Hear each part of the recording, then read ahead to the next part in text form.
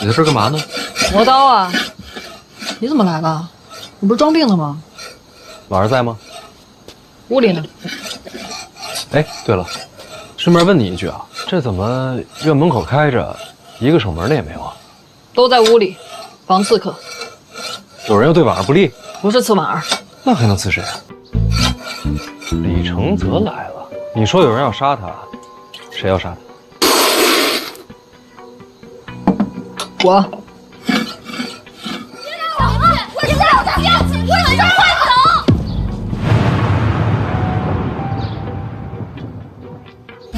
你要杀李承泽，不然我磨什么刀？他可是当朝皇子，你想过这么做的后果吗？想过，不管怎么样，我都死定了。那你还要杀他？陛下赐婚，不愿意。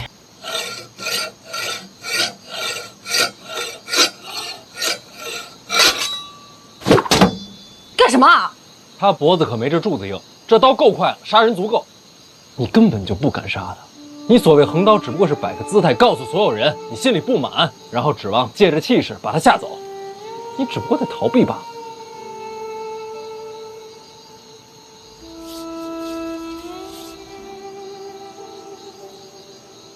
对，我确实不敢杀他，我甚至连京都都不敢逃出去，因为我走了，就是抗旨，叶家担不起，所以我只能逃避。你不敢杀他，我可以帮你啊。这什么？剧毒，服下半日后七窍流血而亡。半日之后啊，没有人想到咱俩动的手。你疯了？你不是讨厌这婚约吗？那也不能杀人呐！你们有多大仇，非要毒死他才能解恨？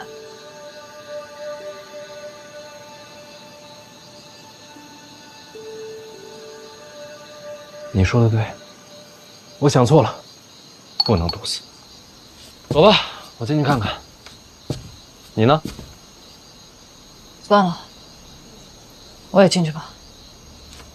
逃避又能逃哪儿去？总要面对。二表哥话里有话，不如直抒胸臆。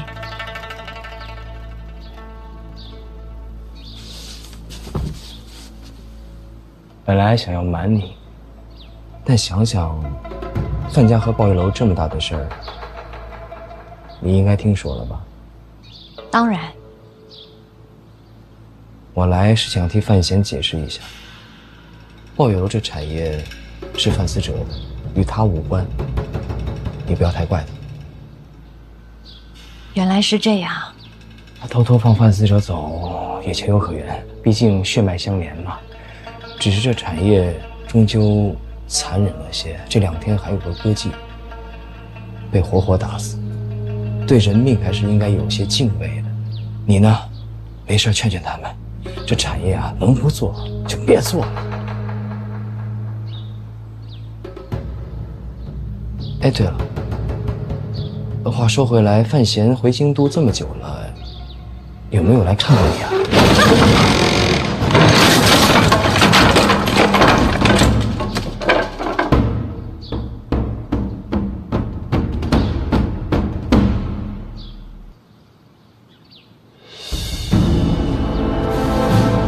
不好意思啊，手滑了。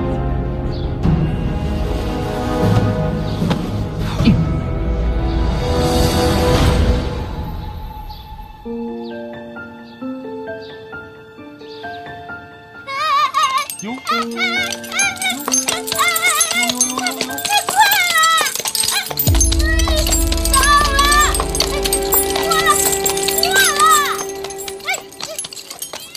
这还快啊？太慢了吧？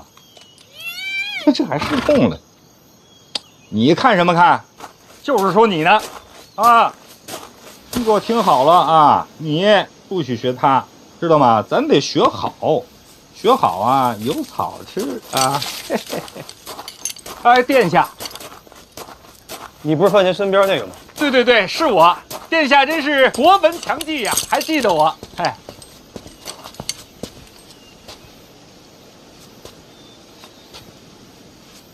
在城外，我的战马就是被你打死的。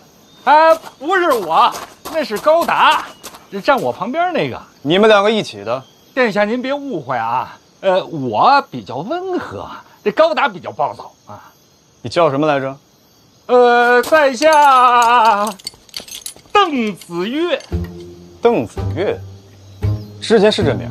正是啊。邓某行不更名，坐不改姓。人呢？进去了吗？谁呀？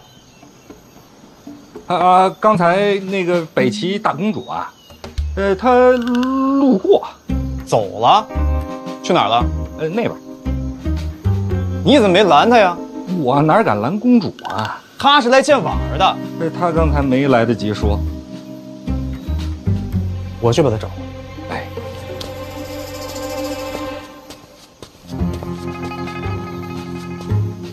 邓子越，记住了。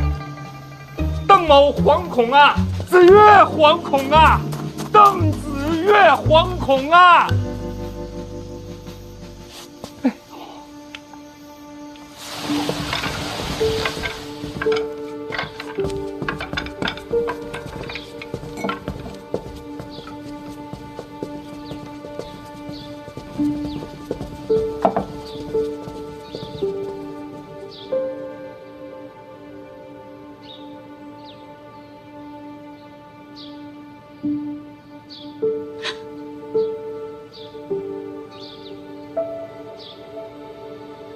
怎么受了这么多？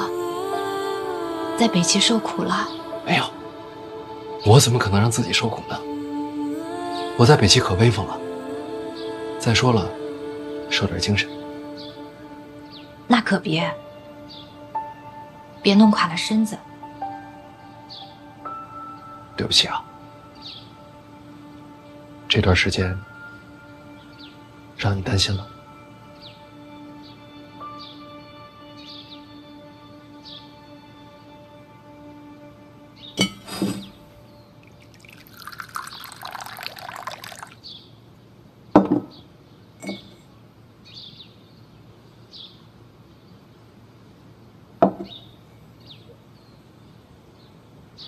本来呢是应该一回京都就来见你，但是陛下把我叫走了，之后一直琐事不断，麻烦缠身，拖到现在才来，是我错。可你不该今日来，你不是病着呢吗？没事，装的。装的。那你爹呢？也一样，也是装的。家风使然。你可别逞强，保证不会。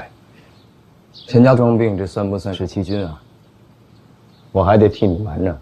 殿下少说两句，不然我一会儿还手滑。气性真大。你问婉儿，我来这一趟可都是在替你说话。你要是觉着心烦，咱送客。这么无情啊？不用。有些事情不如当面说清楚。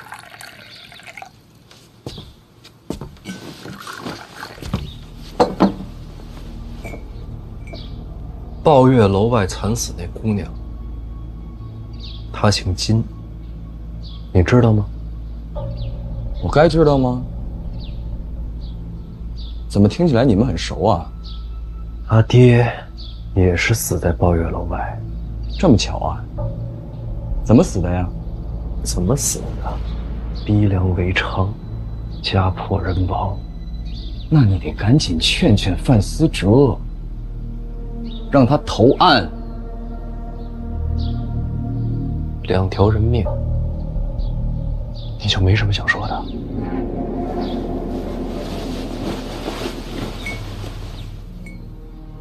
可惜，没了。我还说什么呀？京都这么多人，每天都有人死，撞到谁头上我能预测呀？除了可惜，你让我说什么？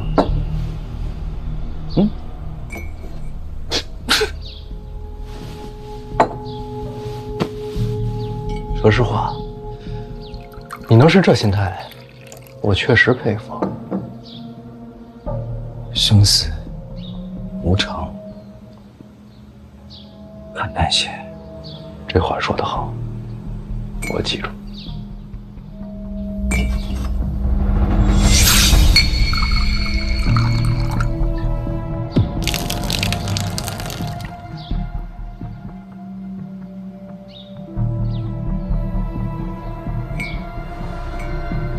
敬所有无辜死去的百姓。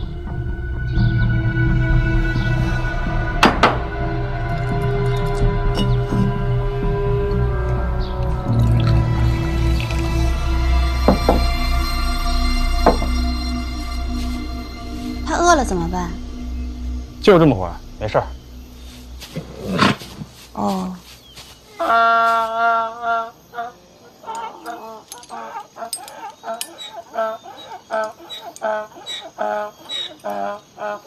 这有草，饿不着。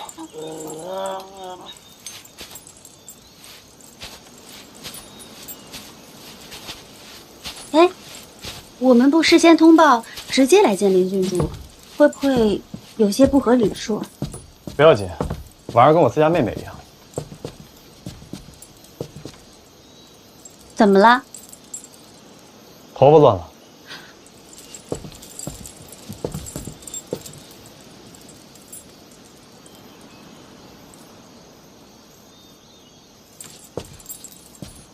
好了吗？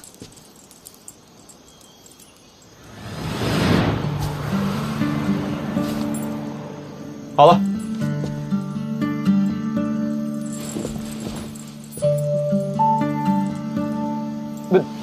对不住，对不住，我在兵营里面帮着整理盔甲，整理惯了，是我失礼，对不起啊，我向你道歉。我接受你的道歉，下次别这样了。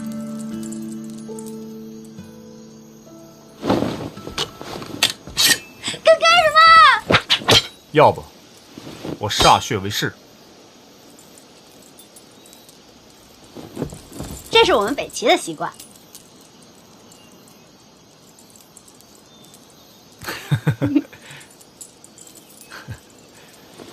我这个人是不是太粗鲁了？边军这么些年，有些习惯啊，一下子改不了。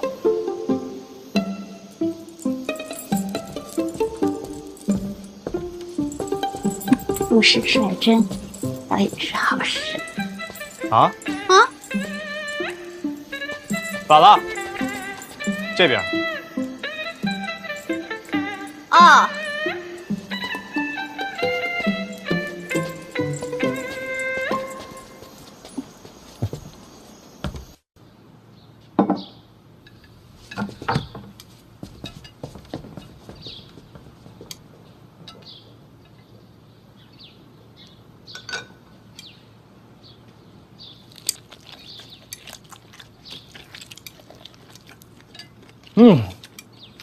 小时候呀，就没事来这混饭，味道没怎么变。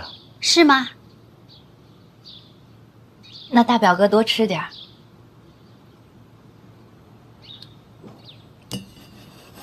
我刚刚进来的时候，气氛不对呀。我还瞧见没什么怪的，倒是你们二位，这是我欠他一匹马。什么马？我们刚去了集市，将马买了。大齐皇室向来坦荡，绝不欠账。买马？我刚试骑了，庆国战马，倒也风驰电掣。京都集市上买的战马？逛累了，公主想要认识你，我就把人领来了。公主请。刚刚聊什么了？感觉杀气腾腾啊！大哥说笑了，就是闲聊。我在边军待这么久，杀气不太会看错。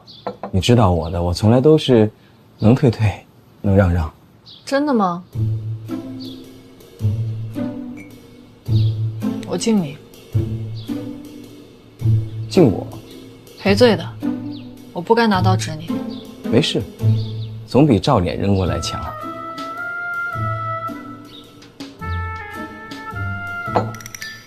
你有心上人吗？什么？就是那种以身相许、青梅竹马。没有。我也没有。好事。未来成婚，你我多少些痛苦。怎么了？我刚刚一直在看你，在看我？想看仔细点儿，之前没有端详过。喝醉了？我是喝酒了，但我很清醒。殿下，我看了你好一会儿，你很有特色，但我还是没法喜欢你。所以呢？你对我呢？差不多。那咱们应该共同努力，把这婚约给退了。怎么退？你刚刚不是说能退就退吗？不是一码事儿，这是陛下赐婚。那咱俩之间毫无感情啊！重要吗？这不重要吗？婚约定的是下半生，信命吗？你不会告诉我咱俩之间的婚约是命中注定的？人生在世，命运所人。对于你我二人来说，陛下的旨意就是天命，既然无法反抗，只能接受。那就不能想想办法吗？那你问问在座的各位，都是赐婚，你问问他们想过逃吗？早就想过啊。从边境回京那会儿，途中几家驿站，我都留好了马匹。留马？为什么？我想着，咱们也该见见公主吧。如果见了还行，那没什么好说。如果不行呢？京都书城驿站换马一路不停，没几天就能到边境。你准备什么时候逃离京都？怎么谋划的？我能一块参谋参谋吗？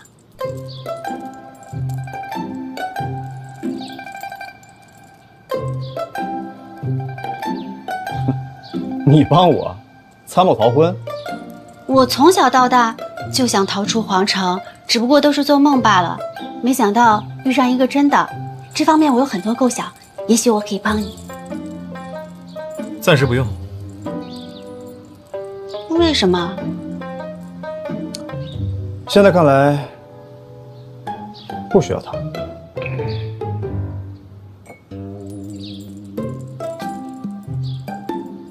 那你若是想逃，告诉我一声。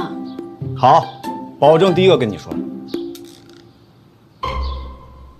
你若不愿私婚的话，也可以考虑看看逃去边境，那里山高水远，无拘无束。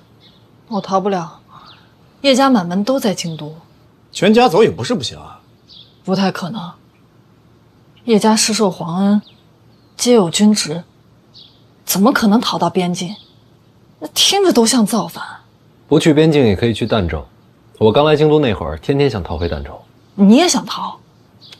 若不是我遇到的是婉儿，我早就逃了。为了婚事，你敢抗旨？后半生比圣旨重要。也对，别人不敢说，但小范大人是哪哪都敢去。别说当年，就是现在，要是真心想走，北齐也不在话下。毕竟，交友广泛。小范大人在北齐的传闻，其实都不是真的，尤其是多情二字。殿下，咱们这儿没人提这二字啊。可是传闻很多啊，你和朵朵谁不知道？全天下都认为你小范大人和我北齐圣女海棠朵朵心有灵犀，情根深重，相见恨晚。修辞可以不用这么多。这些传闻，郡主都听过吧？早就听过了。所以这次前来拜访，就是为了辟谣，小范大人与朵朵绝无私情。传闻是假的？不能说假，那些事情倒是都有。都有是吧？是，什么殿上诉衷情、寿宴双飞舞啊，都是真的。真的是吧？但是这些都是逢场作戏。小范大人与朵朵只是性情相投，有些默契而已，其他情愫绝对没有。有些默契，是吧？殿下啊，你说你马呢？不是，我是说你的战马呢？在门口啊。我能去看看吗？那你去呗。那你能带我去吗？哦，好吧，那我陪他去看一下。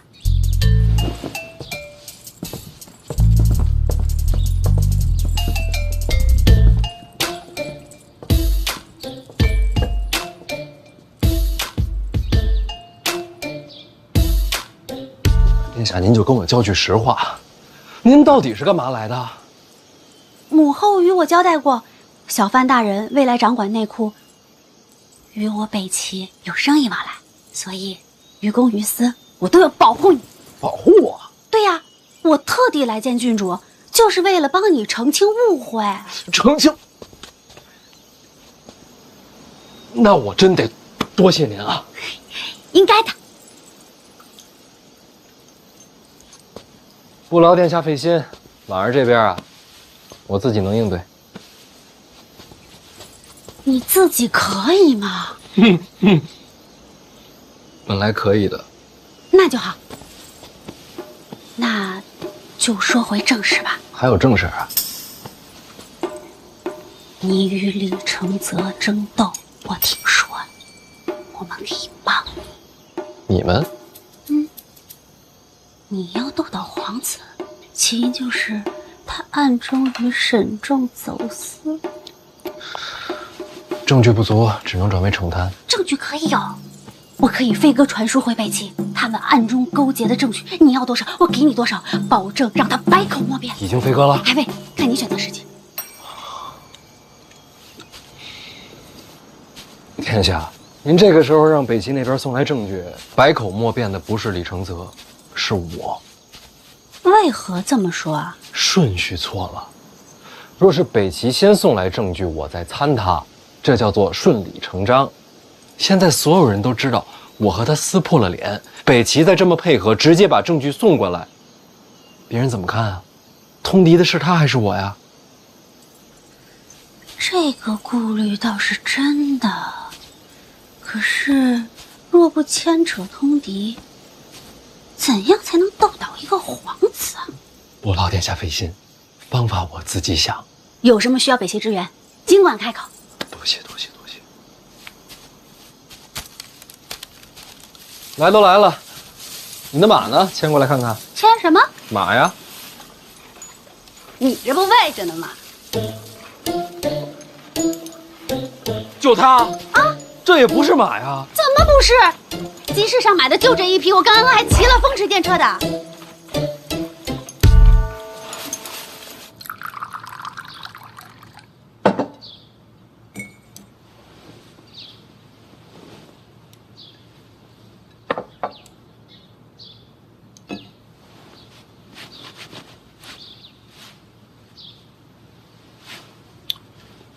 我觉着啊，范闲留在北齐，可能真是为求保命，才会故布迷阵。婉儿，你放心，如果他真跟那个什么圣女有关系，我替你揍他。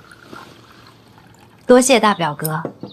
我刚才就想问，在京都集市上能买到战马吗？怎么可能啊？集市买战马，马贩子不要脑袋了。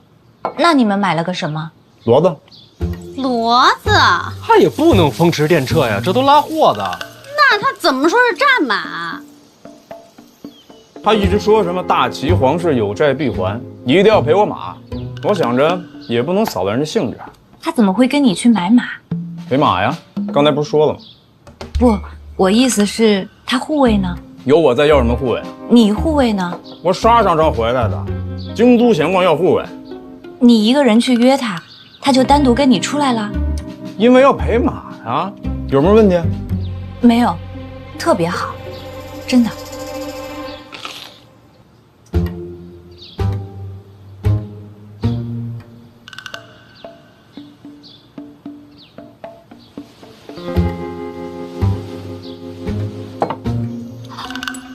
看来啊，是他被马贩子给骗了。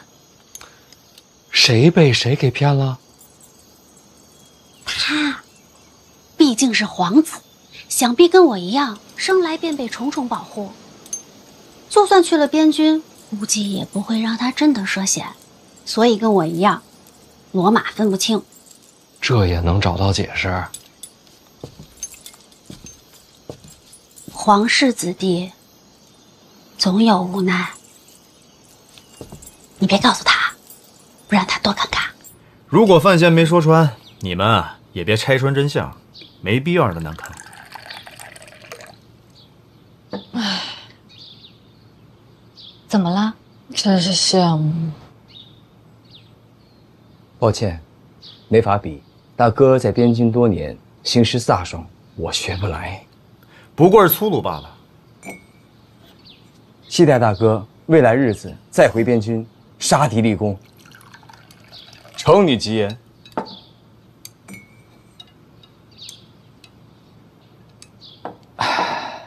不过呀，这未来要是大庆与北齐战事再起，不光要依靠大哥武力，也要仰仗我们小范大人了。不说圣女，就连大公主对小范大人都是另眼所看，可见啊，此次出行收获匪浅。二表哥今日能来看我，我很高兴。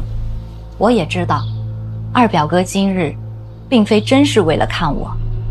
你想多了。我知道，近日朝堂起风波，我也知道，范闲与二表哥互有争锋。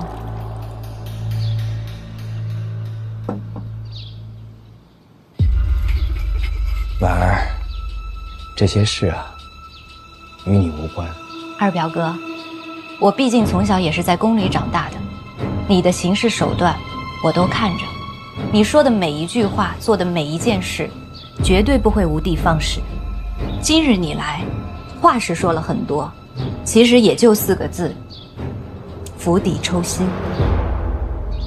哦，怎么说？陛下旨意，与我成婚者，接手内库财权。今日二表哥话里话外，抱月楼也好，北齐传闻也罢，无非就是让我心生芥蒂，毁去婚约。范闲没了财权，自然无法再与二表哥争斗。二表哥，这才是你真正的目的。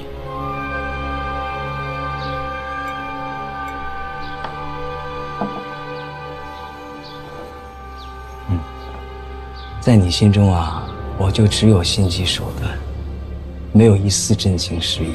当然有，只是藏太深，没人看得见。这是京都啊，人心这东西，谁不想好好藏？我不想藏。二表哥，今天我就告诉你，林婉儿和范闲的婚约绝不会变。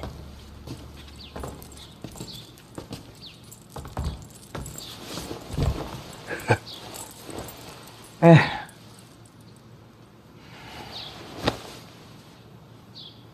话都说到这份上了，我还能说什么呀？只能说啊，我今天就不该来。二表哥随时都可以来，只是不用带太多的心思。这位叶女侠，今天还杀我吗？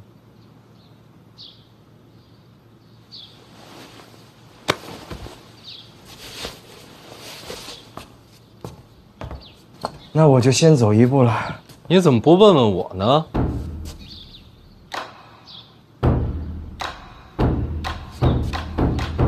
怎么，小范大人要亲自动手啊？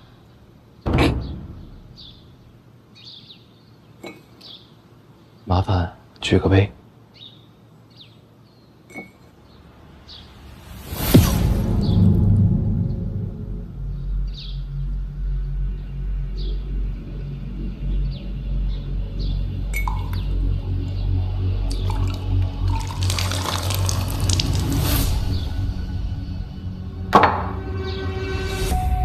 你在酒里下毒？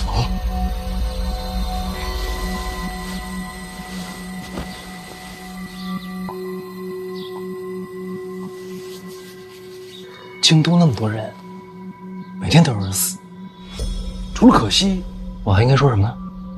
你还想让我说什么？我不信，你敢当着这么多人杀我啊？嗯？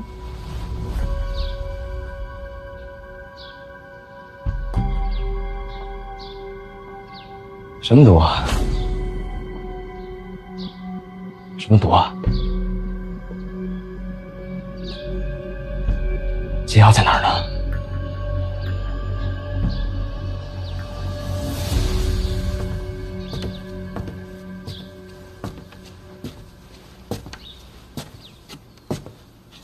生死无常，咱们呀，看开点儿。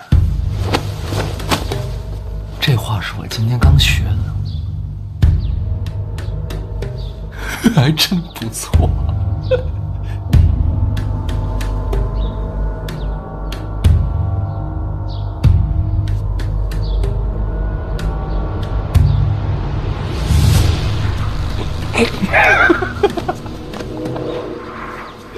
殿下，跟你开个玩笑，怎么当真了？来，拿着。这又是什么呀？我说这是解药，你敢信吗？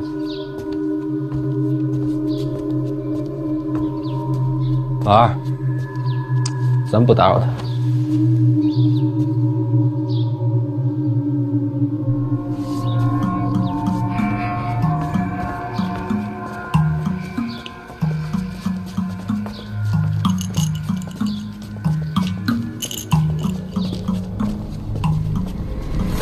精彩，这顿饭没白来，那我也先不打扰了。我送你。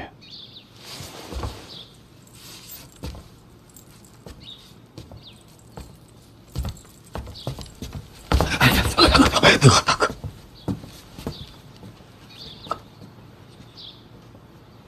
跟范闲好好说说，实在不行，服个软也行。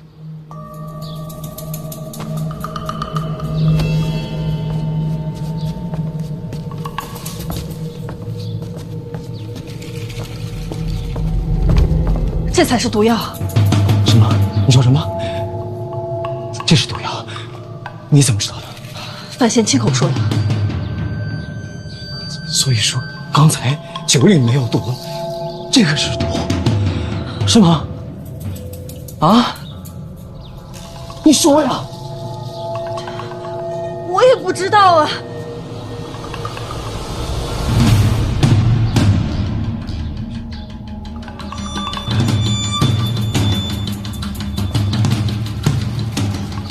生死一线，好久都没这么刺激了。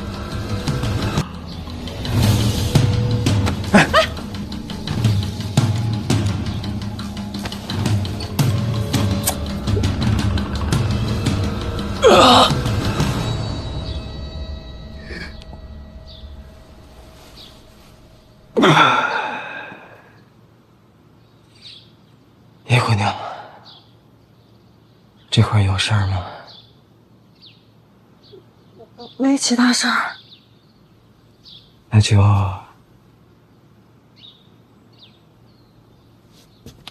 辛苦送我回府吧。如果在半路上我死了，就得麻烦你了，替我收尸。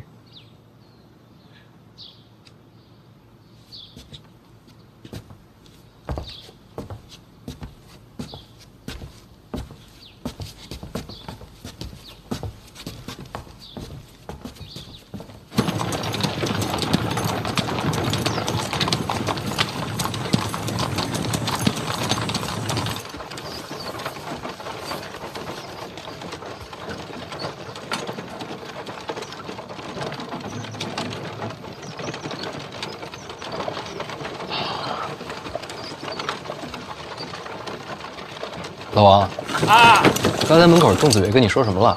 神神秘秘的。他说这抱月楼那凶手啊有眉目了，他带人过去看看。还有呢？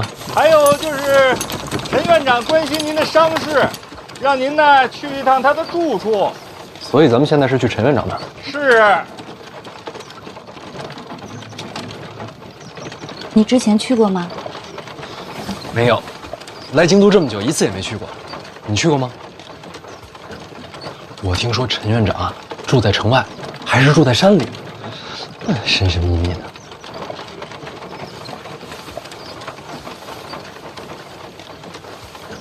婉儿，你刚才在李承泽面前说那些话，我很感动。这次北齐之行其实特别危险，沈仲不好对付。我跟他多次勾心斗角，在生死之间，我是反复横跳，也就是我命大，这才活着回来。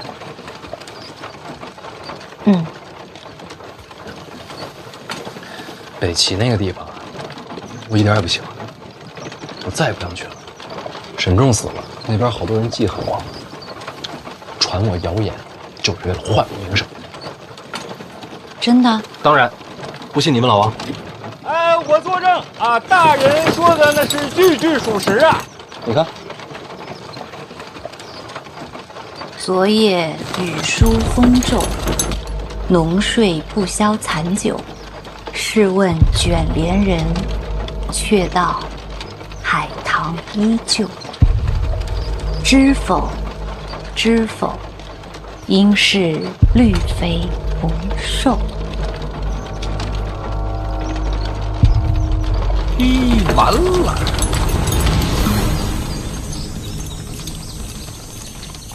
真是好词啊！听说是你写的？不是，不是你写的，抄的。对，你之前说过，你的诗词自梦中而来，并非自家所写。以后再也不抄了，欺世盗名不是好事儿。那这首《海棠依旧》就是最后一首绝唱啦。婉儿，当时情况危急，海棠是来杀萧恩的，我是借这首词来保命啊。选得不错，跟海棠朵朵这个名字绝配啊！命悬一线，我不敢敷衍。自保？自保。那北齐殿上太后寿宴，你与海棠朵朵携手共舞，也是为了保命？那次是比武。你答应过不骗我的。真的是比武，只是过程确实不那么伶俐。婉儿，不瞒你说，海棠这人性子脾气确实跟我合得来，我拿他当朋友，只是朋友，绝没有其他想法。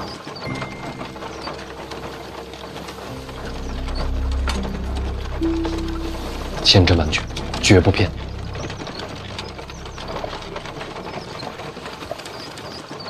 我这么问，其实也是担心海棠姑娘。你担心她什么？人家苦荷大师、关门弟子、北齐圣女，这等身份怎么能做小？完全没关系啊，没有的事儿。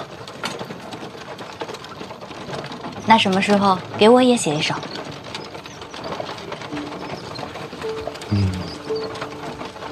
这个有点难。怎么到我这就难了？不是，给别人的我都可以抄，唯独给你的，我想自己写。你得给我时间。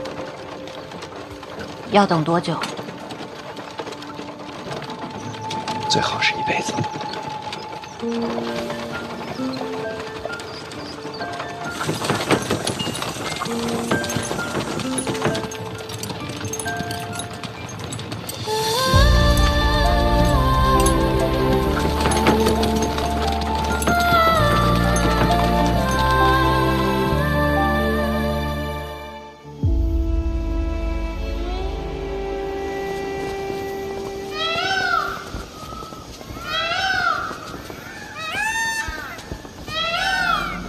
这院子未免也太大了，怎么不见人呢？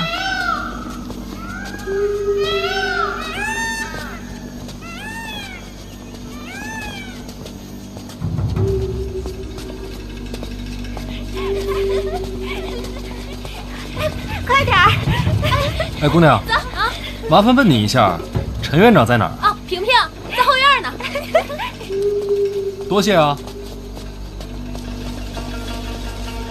姑娘们，冰镇的酸辣好了，来尝尝。冰镇的酸辣好了，好了。姑娘们，快来尝尝，来尝尝。好吗？真好啊。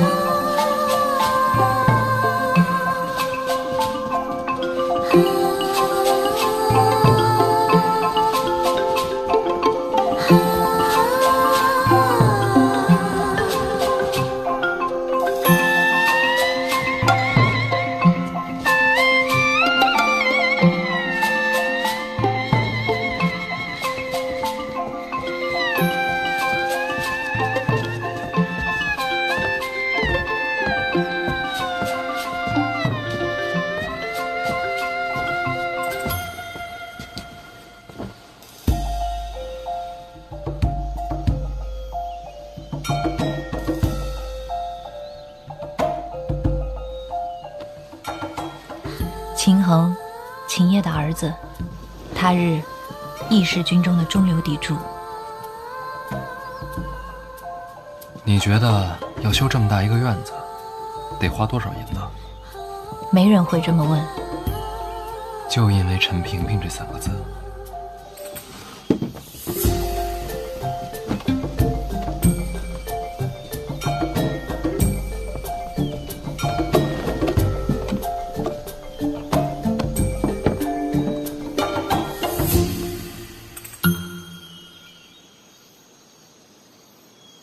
风停，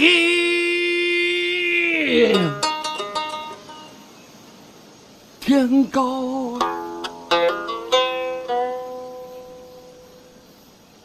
元宵哎！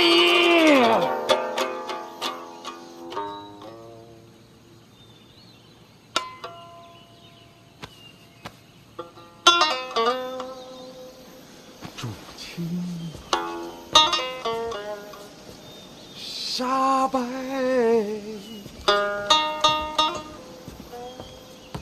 鸟飞回。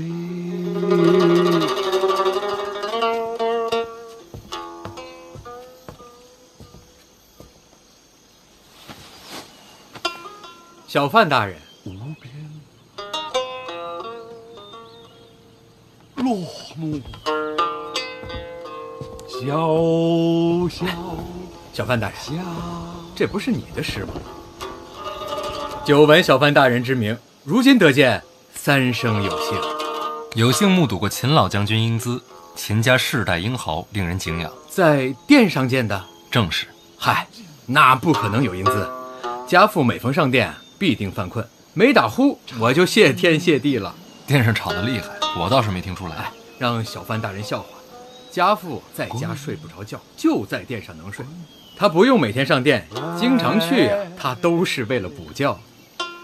秦老将军是个妙人。我们秦家世代领兵，妙是不怎么妙的，也就比较实在。实在就很难得。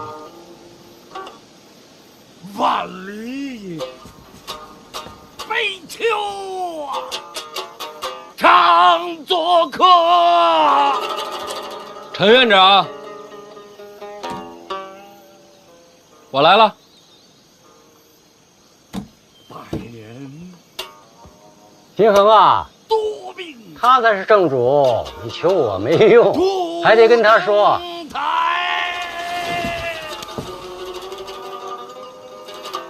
婉儿，哎，半霜。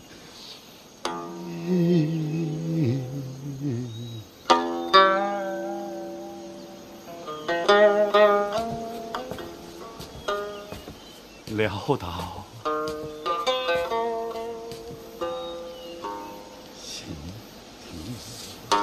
简某是来求饶的。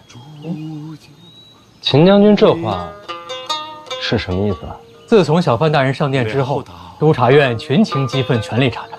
当然了，此乃国家之幸事，秦家1万可赞成。煮酒杯，煮酒杯。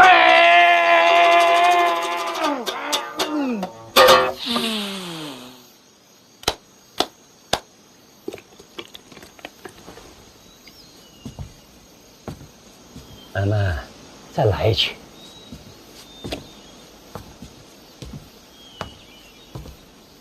这怎么还走了？没心情了。这还得看他心情。月由心生，不必强求。婉儿，这是第一次来陈园吗？一直想来，只是往年身体抱恙，无法出门。第一次登门，做长辈的应该有所表示。喂啊，喂，啊。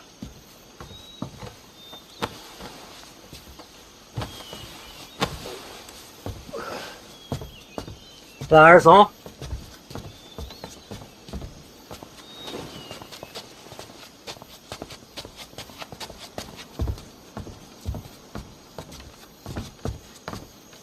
你们两个慢慢谈吧。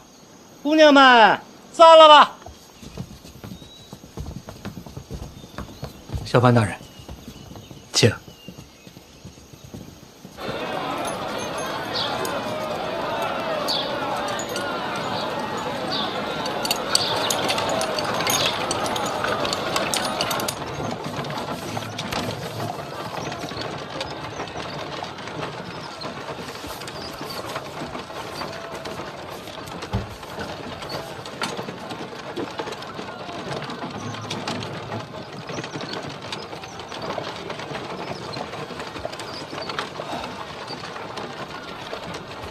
到现在还没有死啊！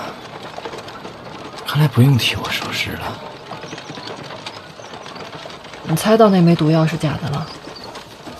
猜不透，分不清。那你为什么要吃啊？什么都猜透了，活着还有什么意思？你可能会死啊！我死了，是好事儿。婚姻不就解除了吗？哦，那倒也是。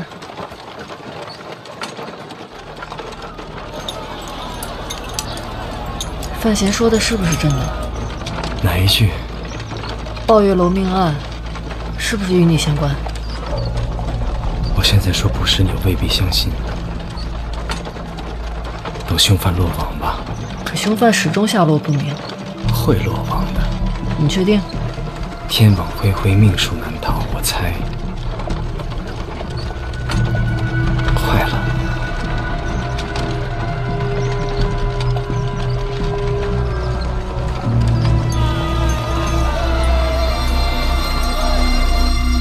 秦将军方才所说是什么意思啊？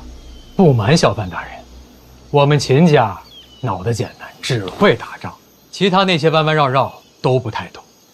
可京都这地方水又太深，我们搞不清楚怎么办呢？只能到处求人，哪儿都打招呼。林相、太子，一个都不敢得罪。也包括二殿下。要不跟小范大人说话爽快。是啊，二殿下这逢年过节该送礼送礼，该登门登门。小范大人，这理解吧？理解，都不能得罪。哎，就这意思。哎，不过我澄清一下，秦家绝对没有投效皇子麾下，走个过场。咱们这些带兵的只能效忠于陛下，不然那不是找死吗？秦将军说的够透彻了，跟二殿下有来往，但不是同路人。就这意思。还请小范大人为国除奸的时候多留意一些。是吃了空饷？哎，绝无此事。秦某以性命担保，绝不可能。那秦将军就不必向我解释啊，主要是怕误伤，说清楚就好。查贪是督察院的差事，为什么找我求情？哎，归根结底，那不还都是小范大人的手段吗？秦将军是觉得，只要跟二殿下有来往的，我都不会放过。赶尽杀绝嘛！我查贪是为国正法，秦将军，这不是党争啊！当然了，当然了，咱们不能那么叫。家父啊，一直夸奖小范大人出使北齐，插旗扬威。咱们这些当兵的，还是更欣赏这般做派。秦将军，只要秦家没有贪腐，就绝不会有事。秦家欠小范大人一个人情。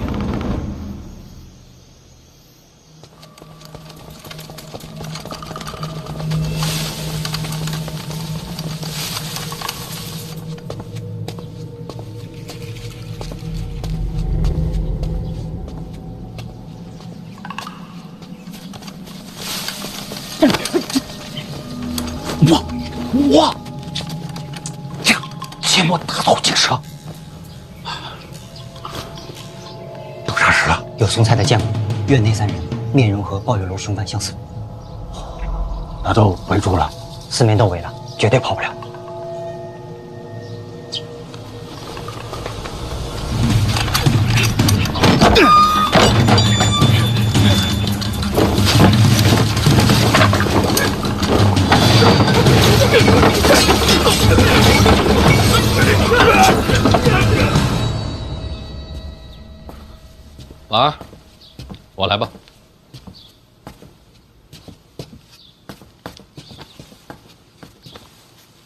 秦恒走了，托我替他跟您道个别。话都说透了，是不是朝堂上下都觉得我这次查贪，不过是为了报私仇？不然呢？你是想告诉他们你是为了国法，或者是为了正义？我跟李承泽是有私怨，但我要真是针对他，我就不会把这差事给督察院去办。党争传闻是毁你根基，是要让满朝文武对你心存猜忌。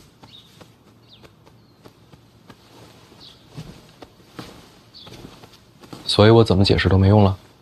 说什么都不重要，看你怎么做。那我到底要做什么，才能让他们相信我是真心查探，不是针对李承泽？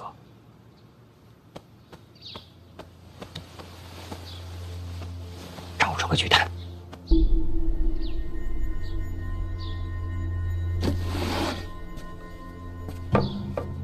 陈院长送的见面礼，各种珠宝，价值不菲。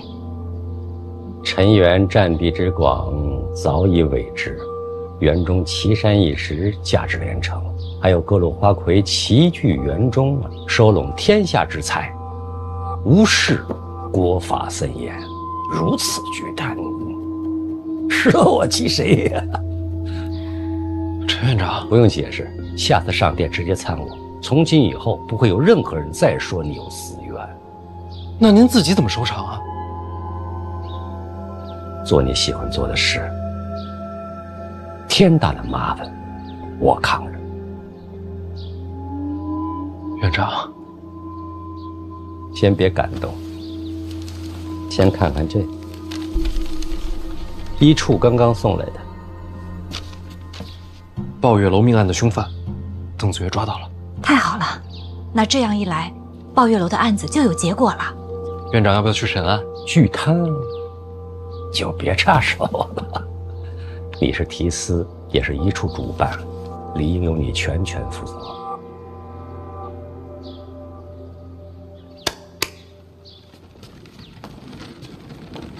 毕竟你身有重病，该做还是要做的。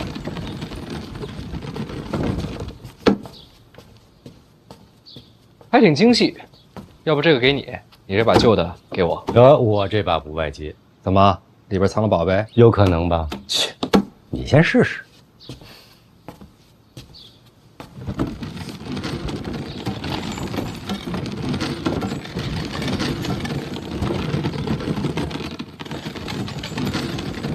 这一次，别再扔出去砸人了。看什么呀？你跟他这关系，他那里，我必须要放人守着。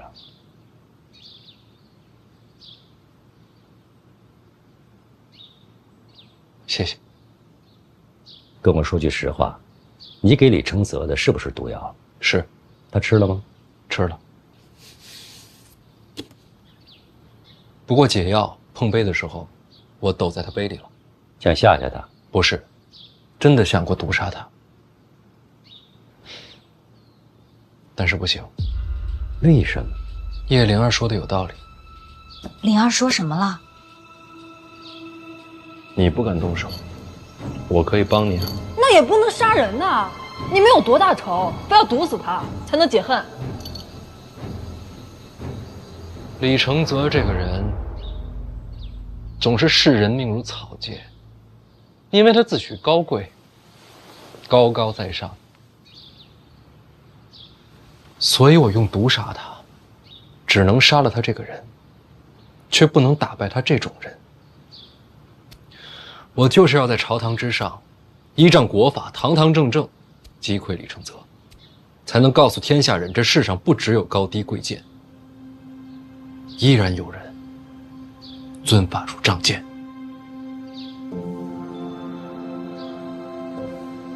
遵法如仗剑。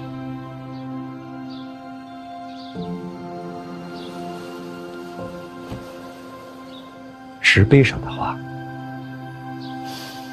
是我娘的话。我希望庆国之法，为生民而立，不因高贵而容忍，不因贫穷而剥夺，无不白之冤，无强加之罪，遵法如杖戒，破亡两弥陀。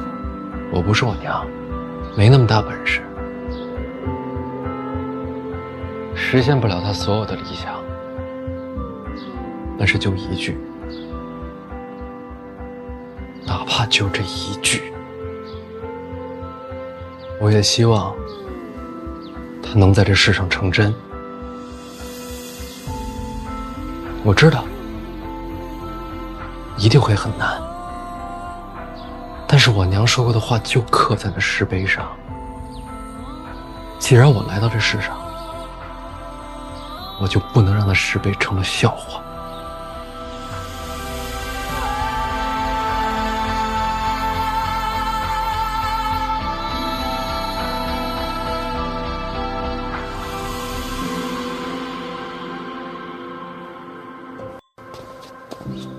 老豆，老豆，李月，李月，你怎么在这儿待着呢？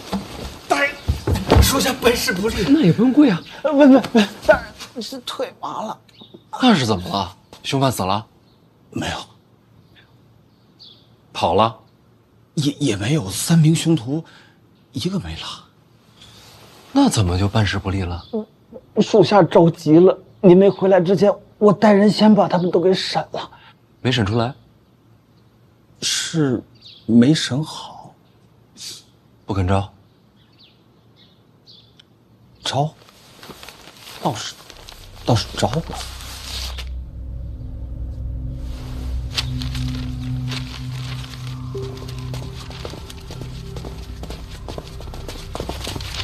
这是你的证词吗？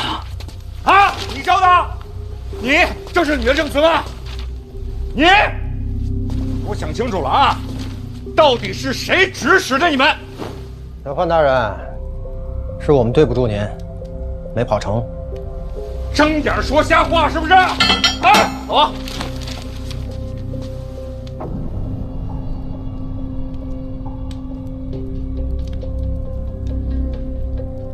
所以幕后真凶是我。我们也想瞒着，可实在是经不住严刑拷打，还望小范大人见谅。严刑拷打了？没有，根本没动手。我刚他们自己主动全都招了。回大人，我们怕疼。好理由，有想法。大人，这是栽赃陷害，不能这么说啊！供词我也看了，条理清晰，动机明确。你别说，我自个儿看了都觉得我是凶手。范大人，我觉得还是得用刑，刚才根本就没用刑，真打他们就招了。来，刚才都没动。走啊！用刑没用。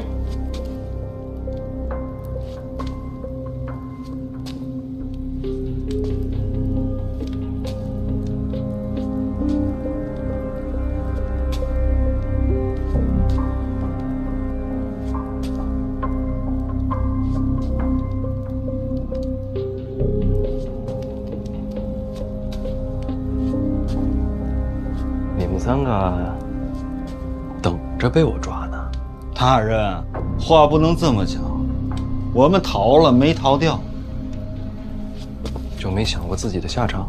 小范大人，认了吧，国法当前，当官人醒目，还有机会。明白了，死士。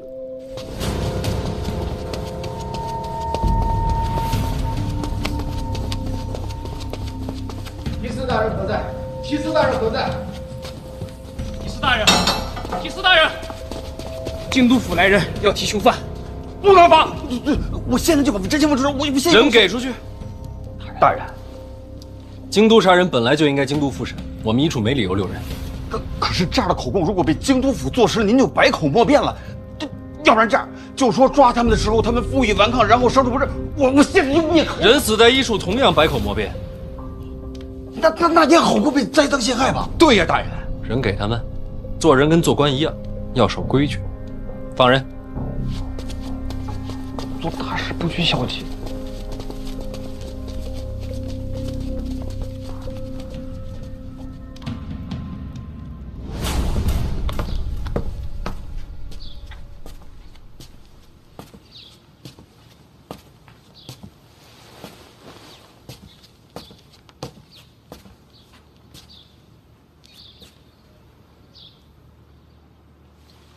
然你没事了，那我得走了。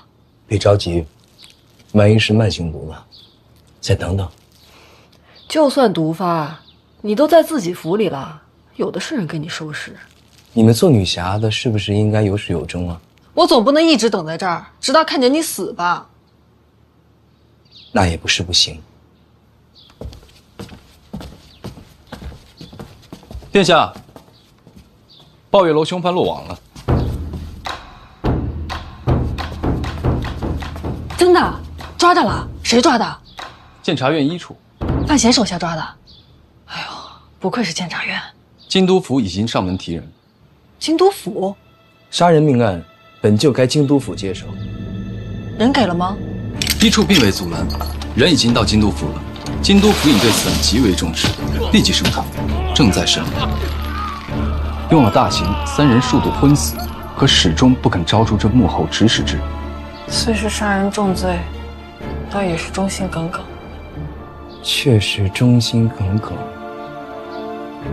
我诏，是监察院提司范闲范大人下令杀人，小人句句属实，绝不敢诓瞒。爹，小贤贤来了！爹，小贤贤来了！爹，小贤贤来了！上来吧。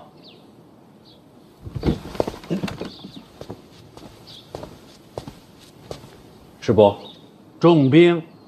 不瞒师伯，装的。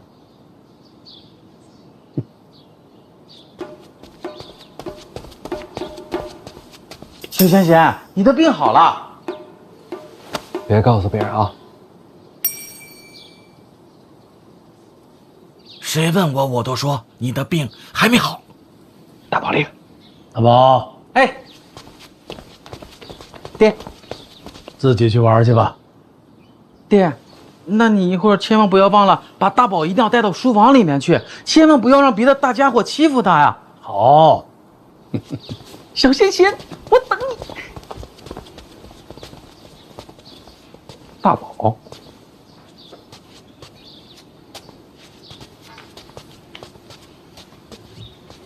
他把这条小红鱼叫大宝。装不装病已经不重要了，你知不知道，京都府已经审出结果了，那3名凶手一口咬定买凶杀人的就是你。听说了？是你吗？不是。老二的手段，那几名凶手是他麾下的死士。师伯明察秋毫。你糊涂啊！人是你先抓的，让他死在一处不就完了吗？怎么又交给京都府了呢？抱月楼牵扯到范家，人死在一处，我说不清楚。说不清也好过罪名坐实。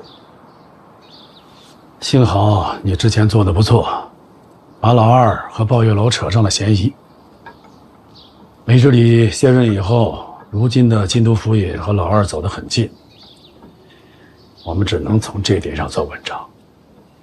就说京都府是为了二皇子屈打成招。京都府如今与我走得近，如若京都府尹擅作主张，屈打成招，那岂不是要把范闲害了？对啊，有可能啊。所以说，为求一个胸怀坦荡、光明正大，速把人送去刑部。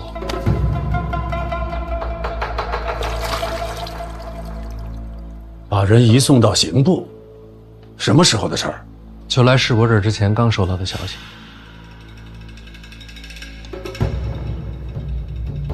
李承泽落子够快，他一直是个聪明人。到了刑部，凶手不会改口供，想必也是如此。就让他们死在刑部。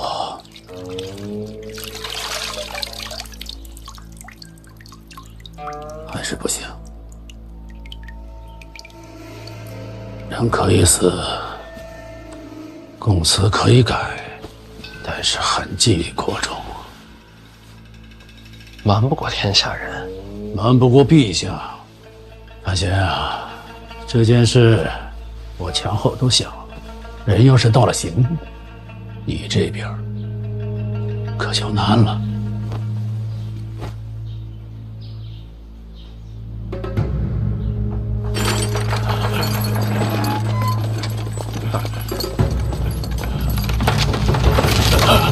大哥，不对。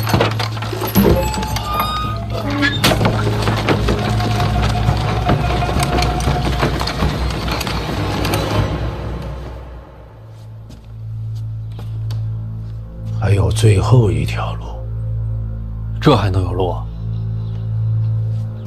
皓月楼说起来，终究是范思哲的产业，他杀人更合理。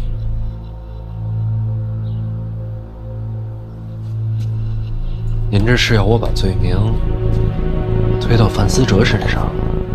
想保住你，总要交出去一个。范思哲可是我弟弟。壁虎断尾，壮士几万，心狠手辣，好过折戟沉沙。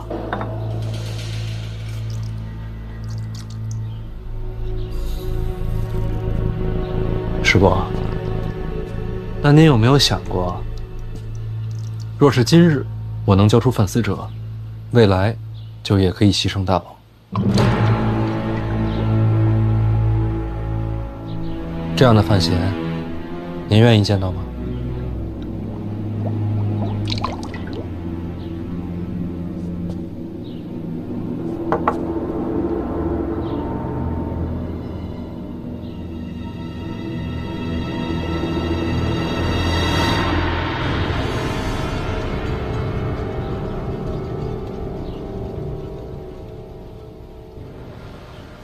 那就无路可走了。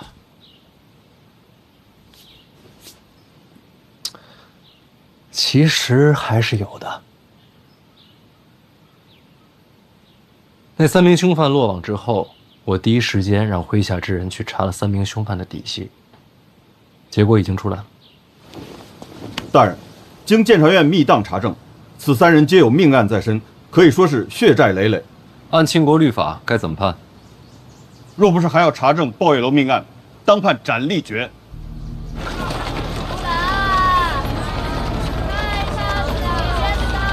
那囚笼里压的是谁啊？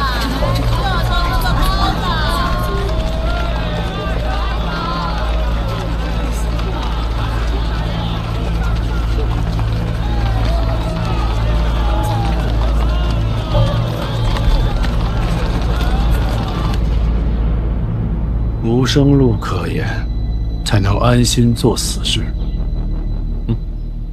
所以这3个人早就应该死了。要杀他们，早在1处便可动手。如今口供都给了，这时才杀，坐实了，你是杀人灭口。您有一点说的没错，重点就在于杀人灭口。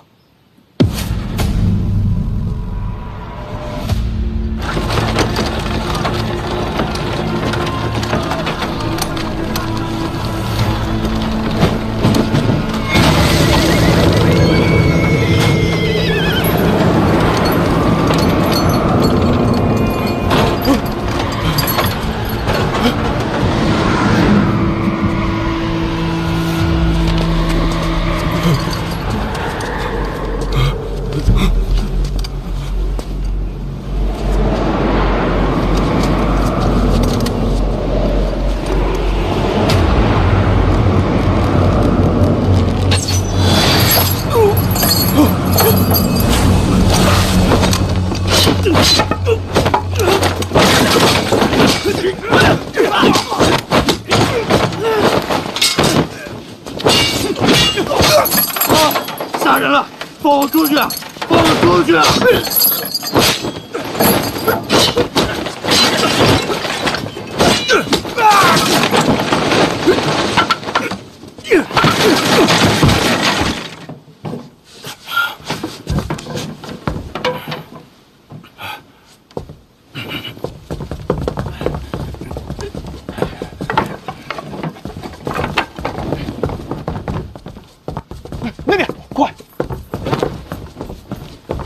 发现一个，把他看住了。好了，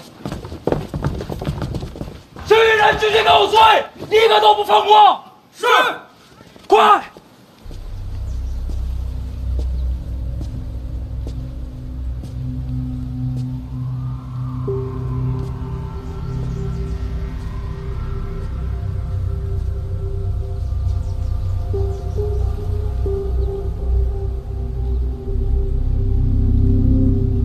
怎么了？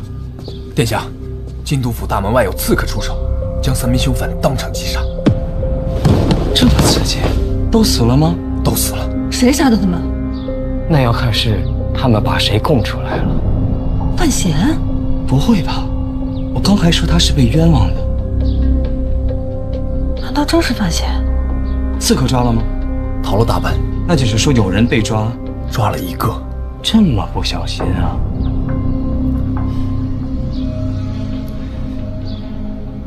殿下，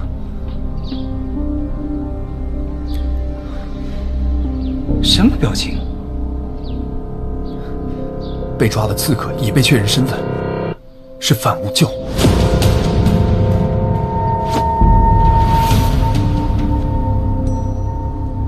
这人我认识，这不是二皇子门下刀客吗？二皇子，这么看来，杀人灭口的不是范闲。范无咎是我门客，可他此刻没在京都，这事儿跟我没关。不在京都，人都被抓了。我为什么要灭口？供词里买凶的是范闲。因为早有传闻，抱月楼的背后可能是李承泽的手笔，所以京都府都站在老二这边。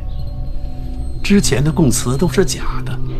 如今人要送到刑部，就可能会翻供，于是李承泽就杀人灭口，前后因果都说得通了。